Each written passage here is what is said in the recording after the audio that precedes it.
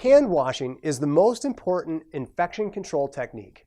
Disinfect your hands whenever they are visibly dirty or contaminated and before having any contact with clients, putting on gloves, and performing any procedures. Also, disinfect your hands after having contact with a client's skin. Having contact with bodily fluids, excretions, non-intact skin, wound dressings, contaminated items, after using the bathroom, after touching garbage, and after removing gloves. So how do we practice proper hand washing? Well, washing your hands with soap and water is the best way to reduce the number of germs in most situations. If soap and water are not available, use an alcohol-based hand sanitizer that contains at least 60% alcohol. Alcohol-based hand sanitizers can quickly reduce the number of microbes on hands in some situations, but sanitizers do not eliminate all types of germs. Now let's cover the proper use of an alcohol-based hand sanitizer.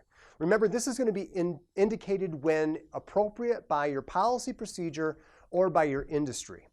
So there's a couple things we want to really make sure we clarify when using this alcohol-based hand sanitizer for appropriate disinfection of our hands. And that is that we need enough in our hand that it fills the palm of one hand.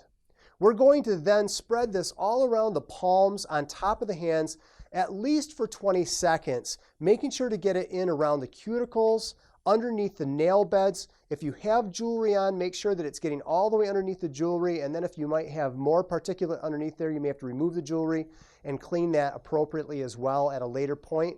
But we want to get all the way around, all around the wrists, all the little wrinkles in our hands, and we're going to continue to work this into our hands and skin until dry, or at least 20 seconds. Now, if you have a watch on, which is very appropriate for medical personnel or people that have to be able to wash the second hand, and you think that it could be contaminated, we'll remove this using proper personal protective equipment before we do this, and then sanitize the jewelry or the objects as appropriate, following the engineering controls and the work practice controls covered under the bloodborne pathogens rule.